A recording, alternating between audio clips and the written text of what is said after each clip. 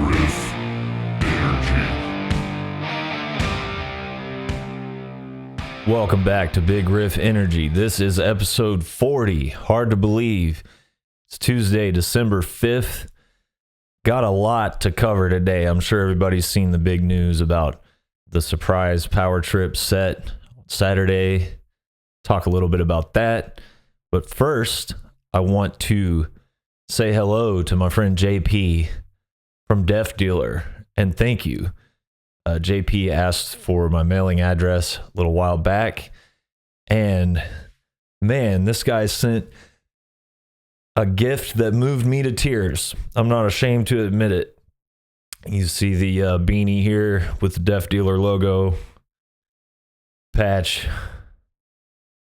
and the vinyl behind me. That's going to be our album of discussion this episode.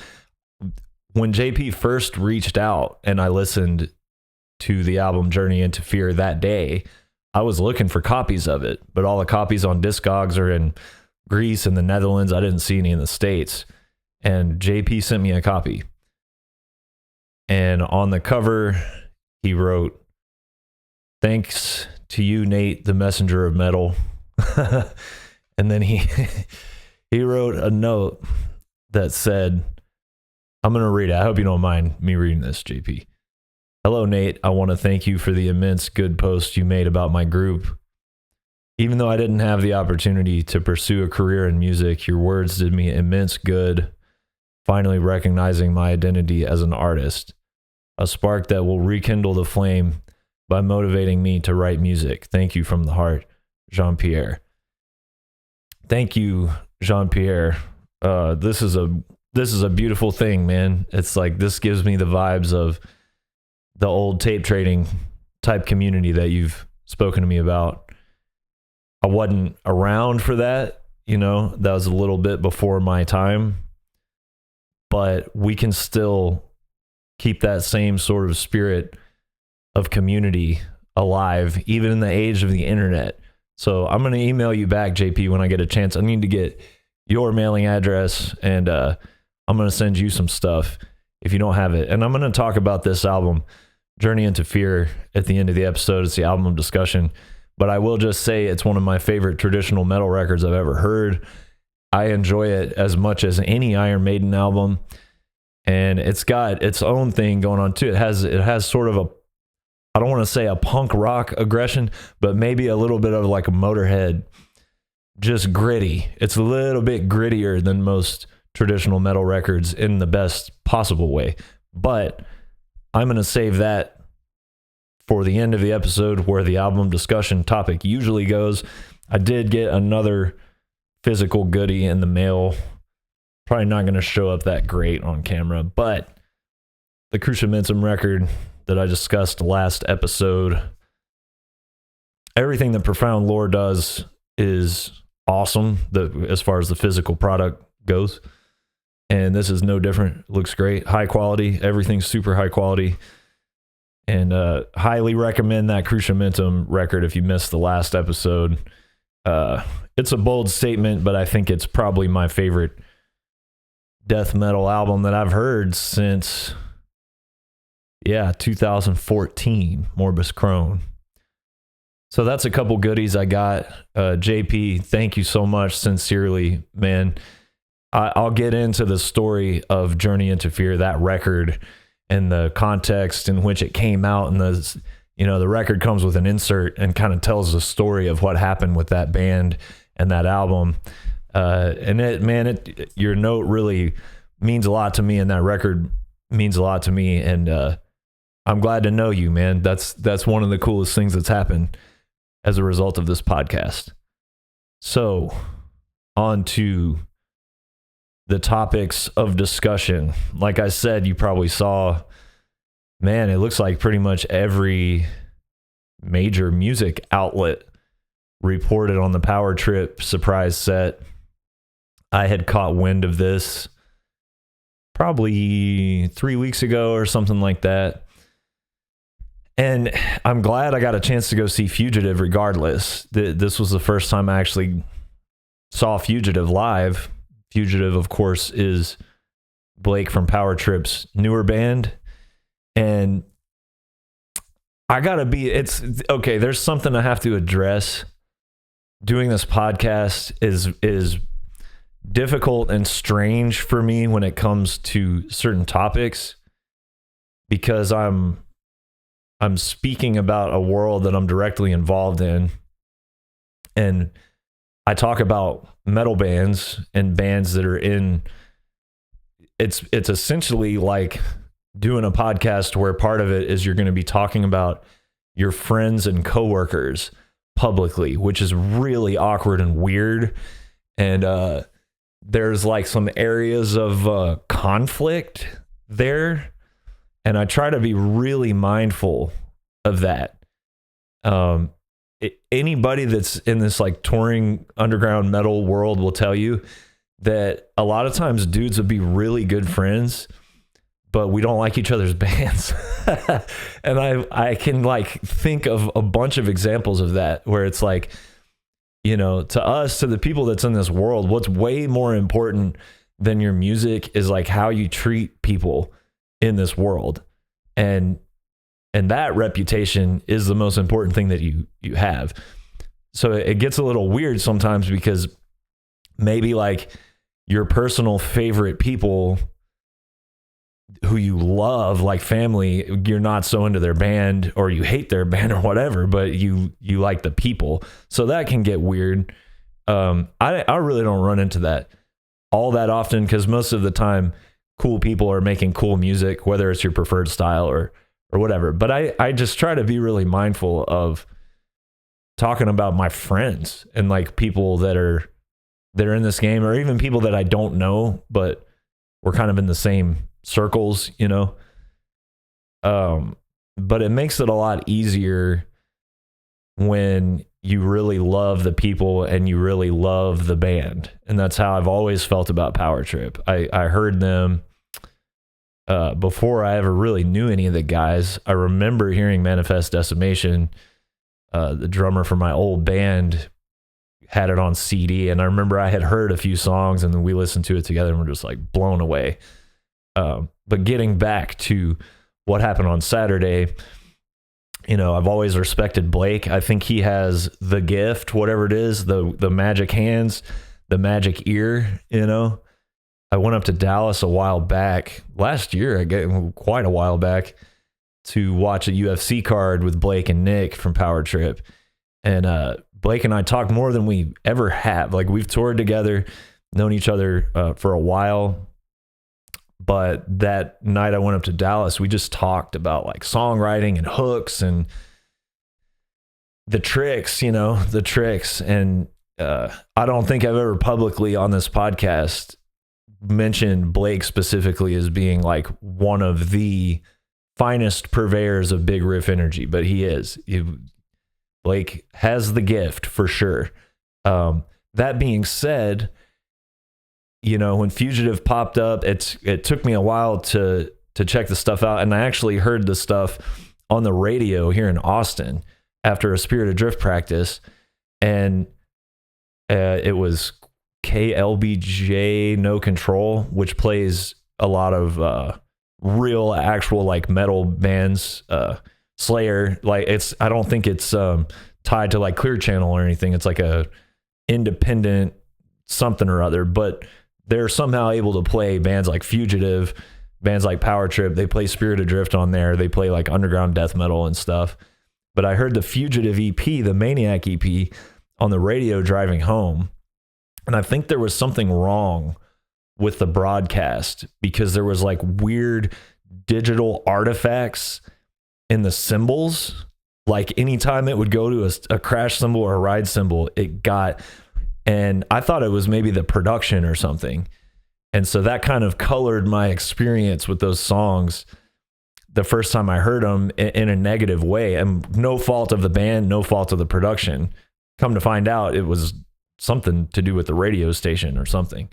But it took me a little while to come around on Fugitive. Also, maybe because there just wasn't that much material by which to judge the band. You know, there's only a few songs, one of them instrumental, one of them's a cover, and then they did the 7-inch. all of these on $20 spin, by the way. Shout out. I try to get my one required $20 spin shout out in every episode. But I wasn't hating on it. I wasn't crazy about it. I just hadn't fully arrived at an opinion or a feeling about it. And excuse me, people have been raving about them live and stuff. And so I was really glad I finally had an opportunity to see them. And I will say that long rambling preamble about my thoughts on Fugitive, seeing them live, 100% sold instantly. I think it took half of a song for me to realize how great this band is. And it's really not just Power Trip Part 2. It's obviously similar because it's the same guy writing the riffs and the parts. But it is its own thing. It has its own identity. And a lot of that is the singer Seth. He gets compared to John Tardy a lot by everybody, but he's doing his own thing. There's some Tardyisms in there, but to me, he's kind of halfway between Riley Gale and John Tardy, which is like perfect for that band. And he won me over immediately. I don't know the dude, never met him, but his vibe was very cool, very positive, really commanded the stage. And I was blown away. I was blown away immediately. So I'm really glad I got to see Fugitive. I'm officially a huge fan now. This is what I'm talking about. It's weird because these are my friends, but I also don't want to fucking bullshit anybody on this podcast. And that was my experience getting into Fugitive. Sometimes even like when I got into I Hate God, I heard Dope Sick first. And I was like, I don't know. I don't know about this. And, that's why I have to keep an open mind about things. And the more I listen to I Hate God now, they're one of my favorite bands of all time. So even if you're not super vibing with something at first, just keep an open mind and then maybe you will be. I also, before I start talking about the little Power Trip set, I want to shout out Ninth Circle from Austin. These guys opened the show, and talk about doing your own thing. Holy shit. This band is somewhere between, I was hearing His Hero Is Gone, for sure. One of my favorite bands. So like D-beat, crusty, dark, kind of tortured, tragic stuff. The vocals were like barked, old school, hardcore style vocals. They weren't black metal vocals, but at least live, the type of reverb that they had on them was almost like old black metal, like Hellhammer, Celtic Frost, like they really reverbed out. But the delivery was definitely not like screechy black metal bullshit. It was more like tough sounding, barking, so yeah, D-beaty, dark, tortured, fast, the little blast beat parts here and there. But then randomly, every once in a while, they bust into a Thin Lizzy guitar harmony part. It's something really melodic and like triumphant. And they had like really evil atonal guitar harmony parts too. There was a section that was like almost like a random funeral doom part. I haven't really heard a band quite like them. It was fucking awesome. And everybody in the band was shredding. I don't know any of these dudes, but the bass player specifically, oddly enough, was just like all down picking, aggressive. There was no like half-ass like alternate picking where the down picks hard and the pick coming back up is kind of whatever. It was aggro. He was picking as hard as he could like the whole time, and he was like flying up and down the neck, almost like doing Steve Harris, Geezer Butler type stuff, but like really fast. Great band, Ninth Circle. They're from Austin. Check out their Bandcamp. I'm gonna buy their record as soon as I finish this podcast because I was really blown away by those dudes. Great band. Yeah, and then Fugitive played. Like I said, blown away there. Really, really solid live. Completely won me over. And then Power Trip played, man. And they got Seth this is a weird subject to talk about, obviously, for anybody. It's very touchy. But they played, man. They played 5 songs. Pretty good spread, pretty even spread. And Seth from Fugitive was on vocals. I guess the easiest thing for me to do is just talk about how they did. And it was great. I mean, they nailed it. They played perfectly. Seth is like the perfect guy. Again, I didn't know what to think when I had heard the rumor that maybe he was going to be the guy. There had been a few rumors flying around. But then seeing it, it's just, it makes so much sense. It's a hard thing to figure out, I'm sure. And it's a hard thing to figure out logistically. And I can't imagine how hard it must be to figure out, not to be corny, but just like emotionally, it's just weird. It's a fucking weird thing. I can't imagine, even just from an outsider's perspective. It's just like a lot of complex feelings. So the easiest thing to do would be to just say they kicked ass, because they did 100%. And I was blown away by Seth, the energy and the gratitude. And there was just like a sense of reverence. But he also was owning it, I can't imagine how that would feel, but they did it and I'm not just saying this because they're my friends. I'm trying to be like objective here and really look at it just from a fan's perspective. It was great. It was fucking great. So that's the review, if you will. It was awesome. It was really cool to see those guys playing again. I'm going to talk about it, I guess, from a more personal sense, because you can watch any asshole fucking talk about it from a technical sense, or watch anybody that live streamed it or put it on the internet or whatever. I put 2 songs up on my YouTube. Check them out. I'm not getting money off of that. Whoever owns the rights is getting money, which I'm not sure if that's a good or a bad thing. But from a more personal sense, man, I've been a fan of that band since I first heard them.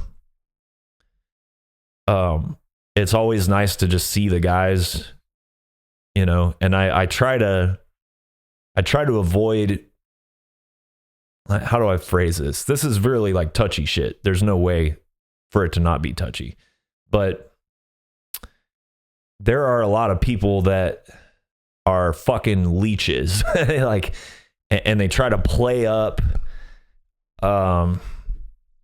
their involvement in a situation like that.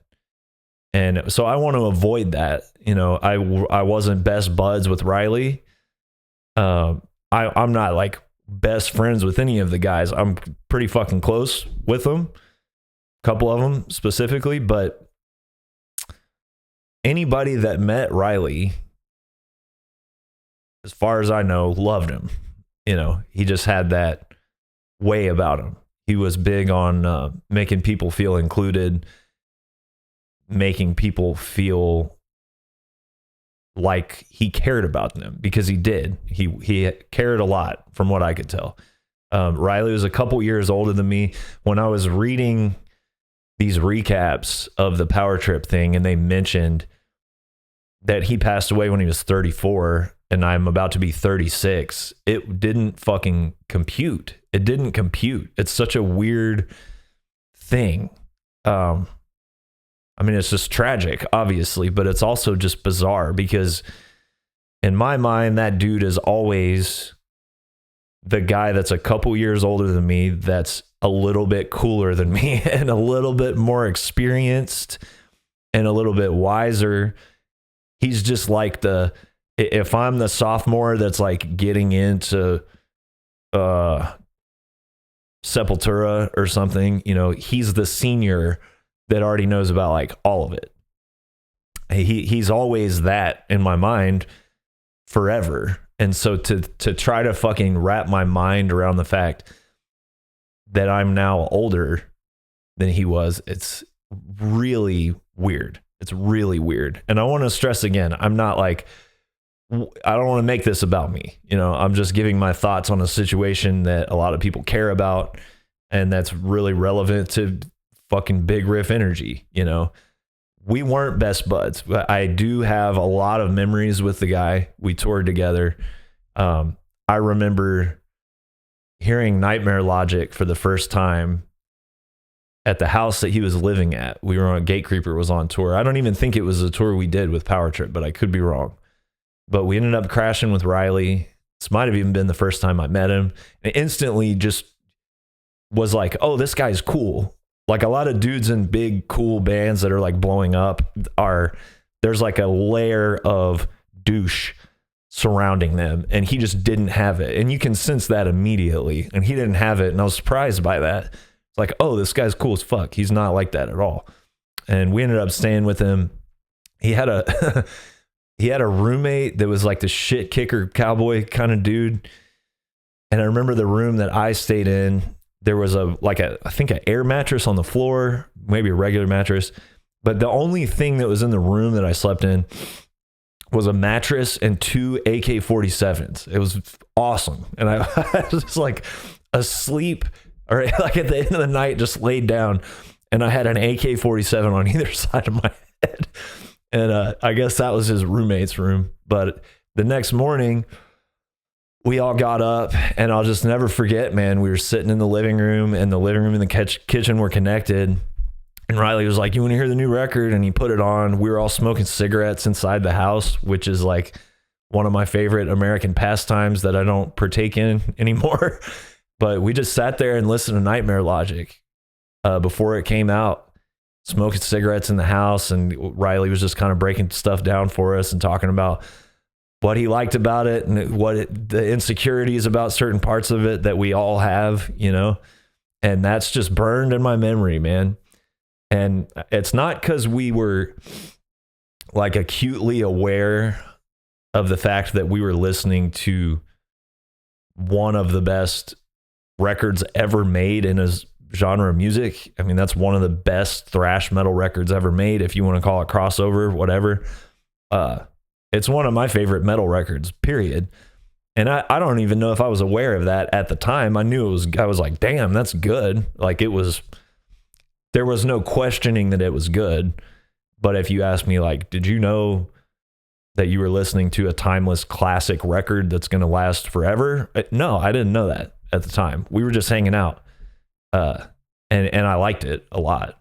I know that. But that's just like a precious memory that I'll have for the rest of my life. We ended up doing the Gate Creeper Cannibal Power Trip tour, which was killer. One of my favorite tours I've ever done. And I got a lot of solid memories from that. And I just love those guys, man. I love the band. I've always loved the band. They've really earned it. They've really earned it. And seeing them back on stage the other night, all I can talk about is how they played and how I felt. And they played fucking awesome. It was killer. People were as moved by it, figuratively and literally, as you would expect. And I was so happy for them. I was so happy to see them back on stage. I'm going to put up a meme that I ran across today, actually, that's perfect for a lot of the feelings of the past few years and a lot of how that relates to like being in a band and seeing things happen to dudes in bands that I love and stuff like that.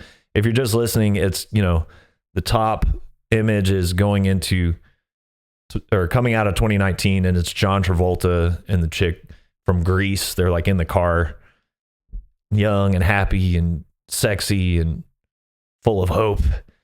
And then the bottom one says going into 2024, and it's John Travolta and Uma Thurman in Pulp Fiction in the car right after she's OD'd and he had to revive her with the adrenaline shot. They both look like they just got back from Vietnam or something. But man, that's how I feel. That's how I felt for the past few years. You can see it in me. I've grayed. I have gotten like 2,000% more gray hairs. in the past few years. George Jones has a song called I've Aged 20 Years in 5. And I looked at this meme and I thought back to when my wife and I first moved to Texas, March 1st, 2020. And the first show we were going to go to was Power Trip at the Mohawk, I believe. And we all know what happened. And so now here we are almost 4 years later. And I went and saw Power Trip at the Mohawk. And they should do this fucking band. And no one's opinion matters on that. So many people nowadays that have nothing to do with anything have this sense of entitlement that because there's Facebook and all this shit, and all they've ever known is that you can go on the internet and type your stupid ass opinion and people are going to react to it. So you have this illusion that your opinion matters. It doesn't. If you're a fan of Power Trip, I hate to tell you, and I'm directing this at myself too, your opinion does not fucking matter. It has no relevant impact on anything. You don't fucking matter. You got nothing to do with it. And neither do I, right? We're outsiders. The only people whose opinions I would say matter are the guys in that band and maybe the family of Riley Gale. I would say that matters. And the people who are actually involved in it. If you're not one of those people, shut the fuck up about it. You're like, I mean, you're entitled to have your opinion, but at the end of the day, it doesn't matter. And if you have a negative opinion on it, shove it up your ass because they should do the band. I believe that's the opinion of all the people that I just mentioned. And I happen to agree with that, though I will state again, my opinion does not fucking matter, but they should do the band. It would just be wrong for it to not carry on. So that being said, I didn't really have I didn't know what to expect. My reaction would be emotionally. So consciously, I was like overjoyed for these guys, and I was overjoyed for everybody there, and I was overjoyed for the world that Power Trip is on stage playing songs again. That's the only sane reaction. Emotionally, I think I kind of felt like John Travolta in the bottom frame of that meme. It was a real, tangible manifestation of what I've known for the last 3 years about my life and about the world, which is nothing is ever going to be the same. And maybe that's okay. I don't know. I mean, it has to be okay. What are you going to do? Give up or whatever? But that Power Trip set was fucking awesome. They should do the band. I want them to do the band. They want to do the band. Let's go. Let's fucking do it. It would be a shame if it just stopped forever, right? But what I felt watching it was that nothing's ever going to be the same. And that doesn't mean that it's bad. And again, having even just a minuscule personal connection to the situation, it's going to color the situation in a certain way. And it did. It was just like, I was overjoyed in my heart for those guys. Like I said, I keep repeating myself, but I'm sort of fucking having a psychoanalytical episode here. But yeah, man, nothing's ever going to be the same, and maybe that's okay, and we got to figure it out. That's it. You don't have a choice. You don't have a choice. Figure it out, So I'm thrilled that they're back together. I love Riley Gale. I always will. Everybody that knew him loved him, period. He had an X factor, not just as a frontman, but as a human being. And if you knew him or you ever had an encounter with him, you know what I'm talking about. It's real easy for guys like that are in that position to turn into self-absorbed fucking assholes. And speaking personally, I just never got that from him ever.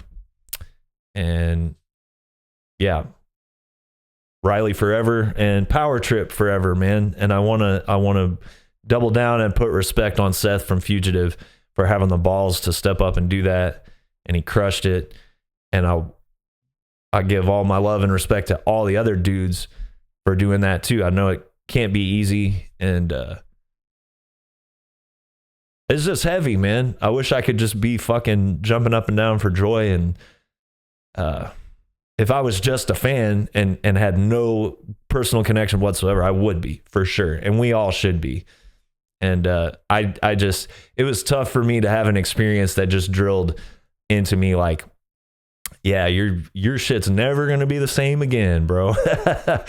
And anybody that's in a band that was big or getting big before the pandemic knows exactly what I'm talking about. Or, you know, any of you, man, if you have your own like small business or whatever, like all of us, we all feel that. We all feel that. Nothing's ever going to be the same, but humans are resilient, man. So we'll figure it out.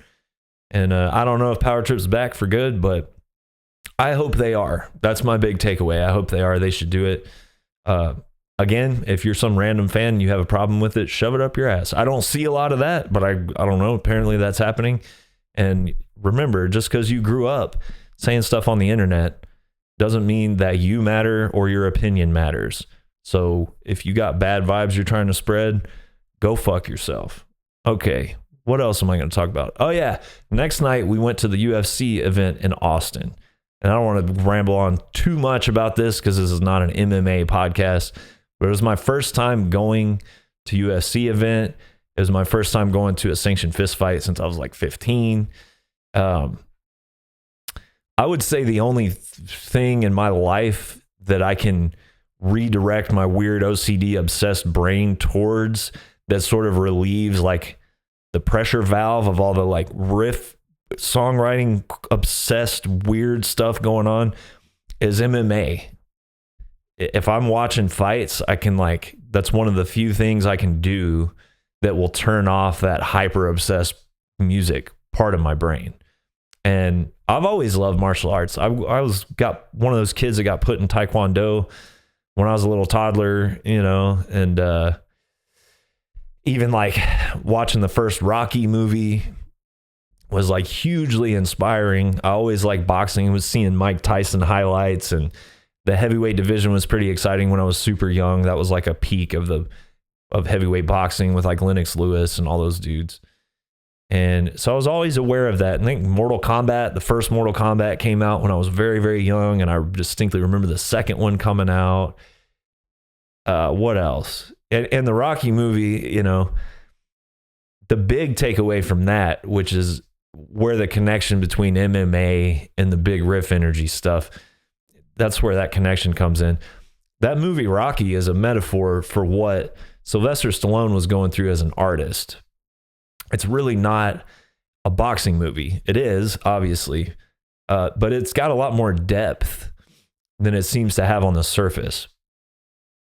And I just watched this Stallone documentary that Netflix did, and he was struggling, man. He was struggling.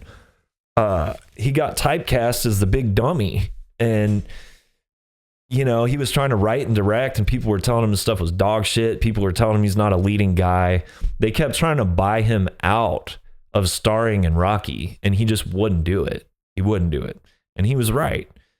And that movie is a whole metaphor for that whole situation and for his life. And that's what I love about combat sports and martial arts and stuff like that. Even from a young age, I was like obsessed with Bruce Lee. I remember being a kid and having to write like a biography in middle school, and I, on a like important American figure or something, I chose Muhammad Ali. I was always like really into that guy. You know, these fighters, it's like, it's corny, but these people that fight, they're fighters in their lives too. And I just think that's important. I think it's important to be strong, you know, physically, mentally, emotionally. And I think that there's a lot of merit in at least having a little bit of cursory knowledge or understanding of how to protect yourself and protect other people physically. And you know, that sort of changed my life. I got bullied a lot growing up. I was kind of weird kid. I wasn't always, you know, the perfect, like shining example of fucking peak alpha masculinity. I was like a gang. That's a joke, please, by the way.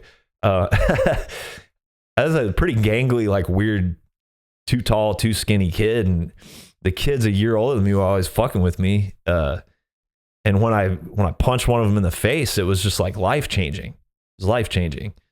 And my friend Lane, who I've mentioned before, he was a Golden Gloves boxer when we were going through adolescence, and I would go see him fight and stuff like that. And that turned into putting on boxing gloves, beating the shit out of each other in the front yard, and picking up little techniques, figuring out what works, what doesn't work. And man, fighting was just like a part of life in Bartlesville, Oklahoma. That was like one of the few things that there was to do. So we were always seeing people fight, getting in little scraps and stuff like that. And we loved it, man. We loved it. And so I was always into boxing, and this MMA thing started showing up on TV, and I just thought it was like A, barbaric, and then B, like the grappling and the ground aspect of it to me was just boring and like very homoerotic. Nothing wrong with that, but it just wasn't that interesting to me. And then my friend Tim, who I've mentioned on this podcast before, when I moved to Arkansas, Tim was a jiu-jitsu guy and diehard MMA fan. And we started going and watching events like at Buffalo Wild Wings and stuff. We were those guys. I got thrown out of a Buffalo Wild Wings. It's just like one of the most embarrassing statements a human can make. But we would go watch these UFC fights live and stuff. And he had a blue belt in jiu-jitsu, so he knew a little bit about it and would sort of break down the ground techniques and stuff like that to me. And I just ended up becoming hooked, man. I'm just such a huge fan of mixed martial arts because it took everything I liked about boxing and seeing those Mike Tyson highlights growing up. And, you know, wrestling was real big growing up in Oklahoma. And then the Bruce Lee stuff, it just kind of, and Mortal Kombat, you know, you have fighters from different parts of the world with different skills coming together for this tournament. And that's what the early UFC stuff was supposed to be. Like, you know, kind of inspired by like Bloodsport and those kumites and stuff, bringing the baddest dudes from all around the world, and baddest dudes and dudettes now, I must say, from all around the world, specific skill sets, whether it's like Thai kickboxing or American wrestling or boxing or Sambo in Russia, and seeing who's the baddest and who's the best and who's made the most sacrifices in the training and who's the most dedicated and the most like indomitable will. You know, that's the stuff I like about it, is the dedication and the passion and the sacrifice. The violence is cool too, to a certain point, which I'll get to when I talk about this event we just saw. So I was hooked, man. And it, you know, mixed martial arts is putting all that together, and you can literally find out who is the most physically capable person on earth of defending themselves, which is cool. You know, that's like a very real skill to have. As much as we want to live in this digital, forward-thinking, totally unified utopia, we're past physical violence. That is primitive. You know, that's beneath us. The reality is we don't live in a utopia. And if you're alive right now listening to this, you're not going to live to see the day that we live in a perfectly violence-free, harmonious utopia. You're just not going to see it. So I think it's kind of cool to who's the best at defending themselves. These people are just such fascinating characters too. There's a lot of parallels between the type of people that are drawn to like playing music, especially sort of like something like outlaw country or gangster rap or heavy metal, these sort of more like fringe things. It takes a certain kind of person to be drawn to that. And I think these fighters are very similar in a lot of ways. They just don't quite know where they fit, and they were just drawn to this thing that they're really passionate about.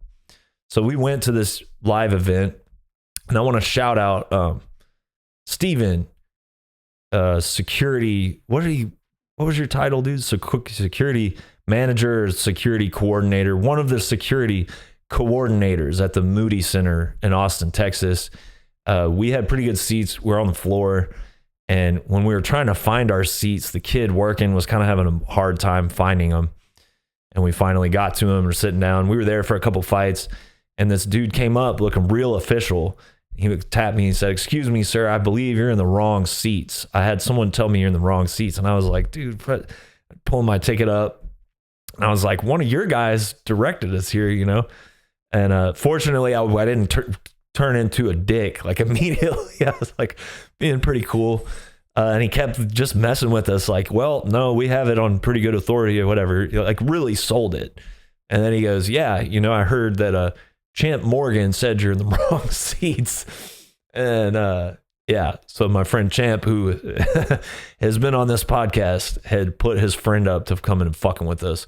But as it turns out, Steven's a fan of this podcast. So thank you, Steve. That was hilarious, and we loved it, and it really added to the experience. But the big takeaway from this thing was the old dogs getting run over by the new, younger, hungrier kids. And what sucks is when I say old dogs, I'm talking about dudes that are my age, under the age of 40. And I realized today that is another parallel between this MMA stuff and being in a cool touring metal band. Is there's a very short window. There's a short window where you're exciting young prospect, the new guy that everybody's talking about.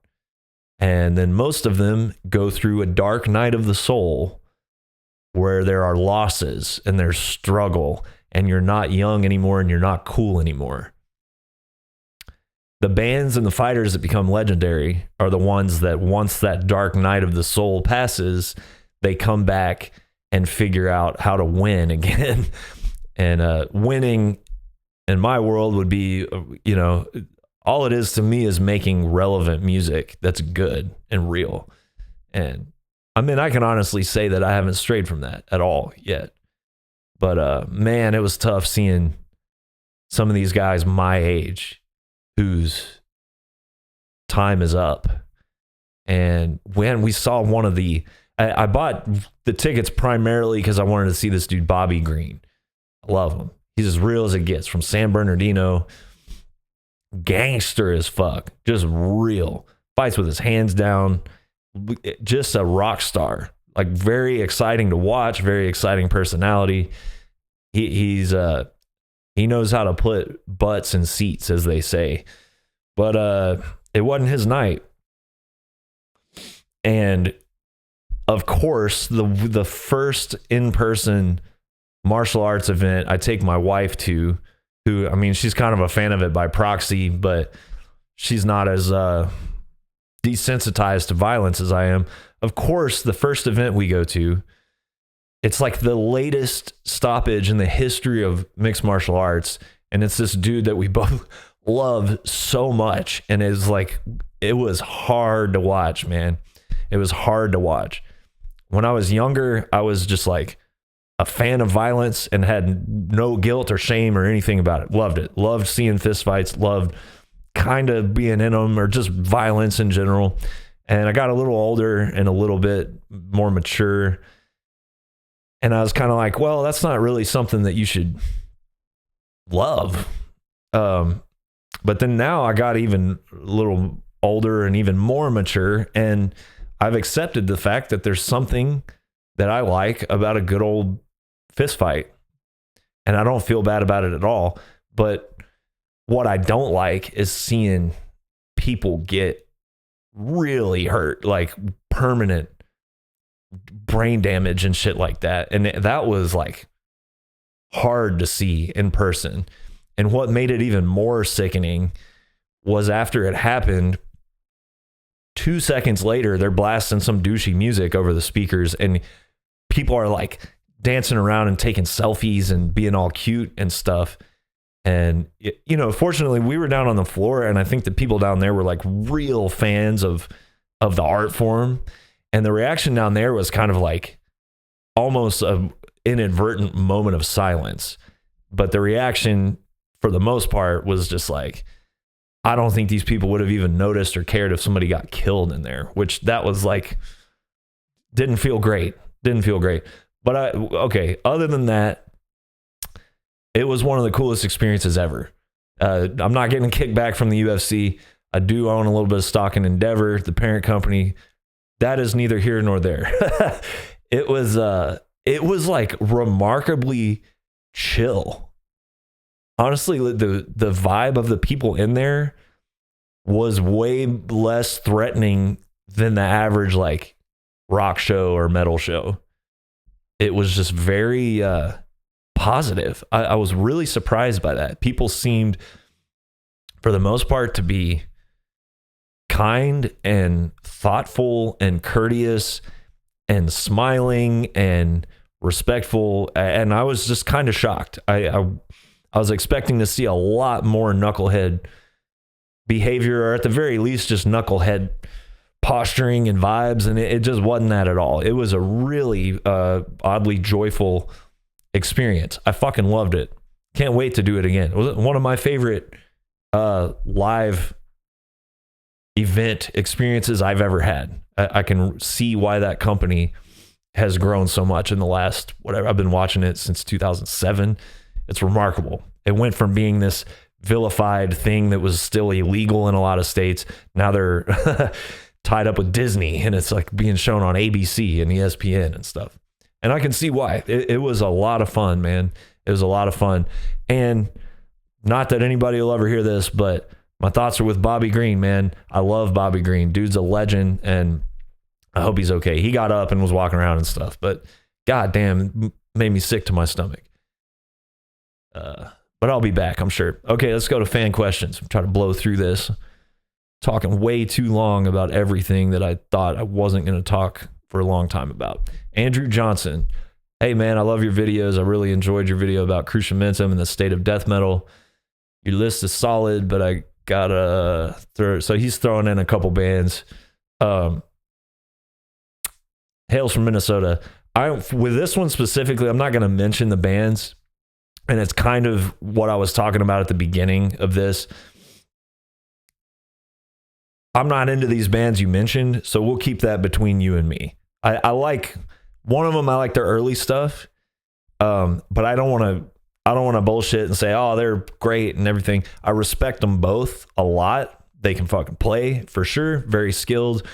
But let's keep it between you and me that I'm not crazy about their albums. Like I said, the second one you mentioned, I like their early stuff. It's great. I felt like it was more, there was more songwriting meat to hang on to. But I need a song, man. I respect the shit out of those bands. I'll say that. But I need a song. Justin Nowlin. Justin mentions a band that I do actually like. Undeath. It's Time to Rise from the Grave. It's an album I listen to weekly. The album's fun, has groove, shreddy parts, has a fun, violent art that has an old school vibe. The guys in the band are also great human beings. Certainly seems like they are, man. We keep running into them. We were on tour with COC, and we stopped at a gas station in North Carolina on a day off, and we see these borderline homeless looking dudes just looking fried, dude, walking through the parking lot. They had like long sleeve shirts on, sweatpants and stuff. Like, oh, there's a band. Got in there, didn't think anything of it. And I went in the bathroom, came out of the bathroom. I was standing in the beverage aisle, and I looked all the way down at the other end of the beverage aisle, and there was Alex from Undeath, and we did the Spider-Man meme where we didn't mean to, but the three Spider-Men pointing at each other, they all look the same. And I was like, you're in Undeath. And he was like, you're in Spirit Adrift. And that's the first time we met, completely random. They were on tour with somebody, 200 Stab Wounds or somebody. And we were on tour with COC, and their van had broken down, and they were doing laundry, and we were getting gas on a day off, and it was crazy. They had just been on the cover of Decibel. I think they got album of the year that year. Put some respect on that. And we've seen them in Europe. We just keep running into them. Alex and I actually did a interview, like a podcast thing together for Knotfest, but I don't know if it ever came out. But it was very enjoyable. That guy's smart as fuck.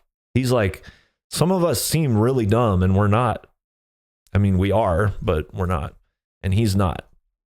I like those guys a lot. Just shout out Undeath. Also in this email, this dude at Justin, I think his name was, he asked, or was kind of talking about bands that were at the forefront of this death metal like revival. And I have to talk about Black Breath. You know, I think Gatecreeper kind of beat the majority of these bands that are doing this like throwback old school death metal thing. But there were bands before Gatecreeper that had that potential and it just maybe didn't pan out. And I'm going to talk about the same thing with Death Dealer. Like, Death Dealer should be as big as Iron Maiden.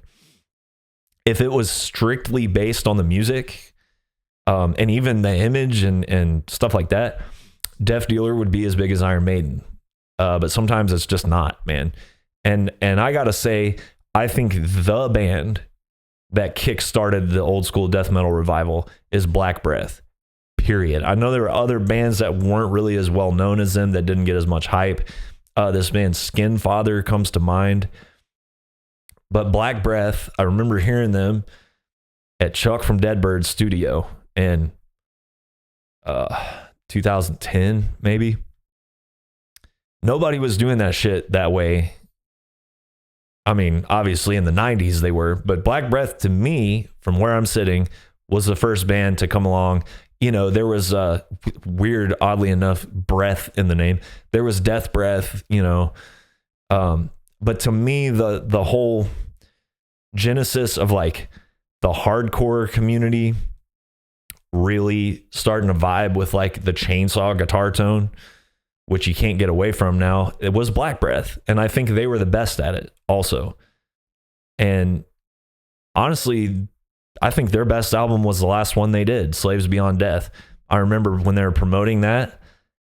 Maybe I should talk about that in another episode as album of discussion in more detail. But I remember they were promoting it like, fuck all this good time, hardcore, tall white tennis shoe bullshit. This is a death metal record. Like, there's no fun jump up and down parts. There's no mosh parts. It was like a really aggro press release, I remember. And that's a fucking death metal record, man. Black Breath, Slaves Beyond Death. It's one of my favorites. And it just didn't go. It didn't go. It's this little window that I'm talking about. And unfortunately, I know I'm not going to talk about this publicly because people will get angry. And I'll be honest about a lot of stuff, but I know better than shoot myself in the foot, bite the fucking hand that feeds me. But there was some bullshit ass backdoor political disputes going on when that last Black Breath record came out, and it fucked up the whole momentum of that record. And then Jamie, the drummer, got in a car accident. He had to track some of the songs on that album with a broken leg. So he had to like totally change a lot of the drum parts. So just, dude, circumstances beyond their control. I've seen people say Black Breath should be having the career that Gatecreeper has, and that's some bullshit, whiny, woulda, coulda, shoulda, honestly, jealous, bitch ass shit. But I will say that Black Breath was truly at the forefront of the whole thing, and they should have been the biggest band out of all of those bands. You don't have to like, they should be having this band's career. You don't have to bring anybody else into that. It doesn't have to be like a competition. Riley Gale was a perfect example of somebody with the abundance mindset rather than the scarcity mindset. He's like, why do you have to take from somebody else just to have the stuff that you want? Just create the stuff that you want, right? So I'm not going to get into that. They should have had so-and-so career, but they should have been bigger than what they were. I wish they were still around. And anyway, yeah, being at the forefront of the death metal revival, you got to talk about Black Breath. Man, this one's going to be long, huh? Whatever. Jack, who placed an order at Bandcamp. Hey, Nate, first time, long time. I don't know what that means, bro. I don't want to I think I know what you meant to say, but you didn't say it. I don't want to fangirl, but thanks for your music and doing what you do. My question is about phrasing in your solos. How do you go about it and make it so classic yet fresh? Any tips would be greatly appreciated. My recommendation is Margarita Witch Cult, self-titled, riffs on riffs, and I felt like nobody was talking about this album. I'll be honest, Jack, I don't know if I can listen to a band called Margarita Witch Cult, but I'll give it a shot. They really do be running out of band names. Solo phrasing.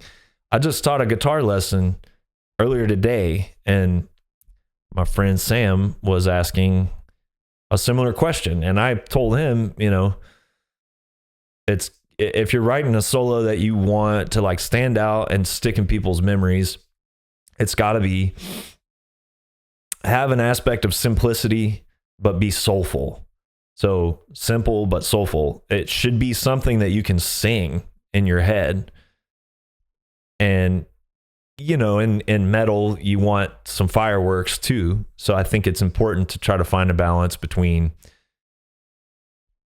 lines that are simple and emotionally meaningful, and then lines that are just like, holy shit, dude, like where if somebody's wasted, they just fall over because it's like blew their face off, you know. The best guy ever at that to me is Dimebag Darrell. He was the perfect balance of simple, soulful, expressive playing where you can, you know, like Floods. You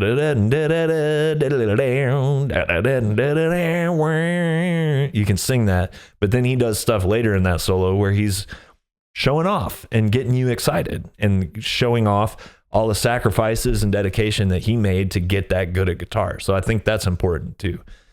But the most important thing, if you're writing a guitar solo, is to make it soulful so that someone will be moved by the playing and someone will remember the melody. War Pigs down. That's not really a solo, but dude, I mean, even the solo in that song, this applies. So yeah, I don't know. Phrasing, try and sing it. See,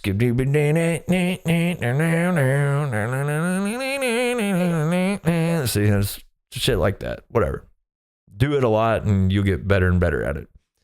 I think Leonard Skinner is a band to study for guitar solos. If you're talking about phrasing, yeah, Gary Rossington, Billy Gibbons, Hendrix, Muddy Waters, B.B. King. B.B. King will play one note and the note will have phrasing. Jimmy Page is good at that too. Study guitar players that people like. Not just ones that just came out that people like, but that have been doing it for a while. Okay, this person's going to stay anonymous. This is our last bit of fan mail, and we're going to wrap this shit up. Hey, Nate, I've been watching your videos on YouTube lately and really dig them. It led me to check out Adrift. I'm also really digging your music. I wanted to say thank you for the content, both on YouTube and on vinyl. Based on your show, I've started to branch out musically a bit. I'm really digging the latest from Darkthrone and Godthrone, two bands I wouldn't have guessed I'd be listening to not long ago. I sang in a band back in the 90s that played fairly heavy stuff, but it was grunge time, so we had some of that in the mix too. I've always loved rock from BOC, Deep Purple, Sabbath, Maiden. He says he likes melodic, clean vocals, still trying to adapt to growling. Yeah, I'm just going to paraphrase, man. The guy that wrote in saw the episode I did called The Most Important Day of My Life, where I talked about getting off the booze, which was very difficult. And this guy's saying he's kind of struggling with it. He said, hearing from others like yourself who are metalheads and sober is inspiring to me. I've decided to kick it and get healthier. And my first day will be today. I hope to reach back out in a month, 2 months, etc., and tell you that I'm still on track. Just wanted to reach out, let you know that I dig your stuff, and thank you for being an inspiration. Please keep in touch with me, man. I do recovery meetings, and I would highly, highly recommend that. I tried every single other thing that I could, and by the end, the most I could string together was a couple weeks. It's not for everybody, but it worked for me so far, one day at a time, you know? Yeah, dude, hearing from others like yourself who are metalheads and sober is inspiring to me. There were guys that I kind of, in the back of my mind, took note of that were sober. Waylon Jennings, you know, I was really worried about getting sober and not being cool anymore. I'm like, wait a minute, Waylon Jennings is literally the coolest person that's ever existed, and he's sober. So he's one. Stephen King, he's one. Buzz from the Melvins. Who else? Joe Walsh. That's a big one, man. Joe Walsh is about as cool and crazy and as big a badass as you could possibly be. And he's sober. And he's still on tour, son. And he's old as shit. So it worked for him. You can do it. You can still have a really, really, really good time being sober. In fact, most of the time I have a better time being sober than I did being all sick. Hank's here saying to shut the fuck up. So I'm going to wrap it up by talking about Deaf Dealer Journey into Fear. Like I said, I had a very hard time finding this album, and I want to give it ultimate respect and love to the OG 80s fucking true metalhead badass bass player JP from Deaf Dealer for hooking me up with this record. Like I said, it brought a tear to my eye, man. I really love this thing. Every bit as good as any Maiden album in my book, but it has that edge of some of the grittier, like Tank, Phil Towns of Hades, or Motorhead, like the grittier new wave of British heavy metal stuff. Check out the song Blood and Sand on YouTube. I don't think the full album is on YouTube, but I think you can find the songs individually. You can definitely find that one. And you'll kind of get a sense of like, that song is the most ambitious, progressive one on here. In my book, there's like different movements, and they change key signatures and time signatures, and yeah, there's these big unexpected changes, but it flows, and that's kind of one of the more ambitious songs on the record. It's all good, dude. Talk about memorable melodies and guitar lines. JP is shredding all over this thing. Your boy is like every bit as impressive as Steve Harris. You know, like I said, man, you can read the story of this record, and it's basically like 1986 thrash metal took over. Thrash metal was all anybody cared about. Right now, for underground metal, death metal is all anybody cares about. The numbers are just like, the interest is what I should say.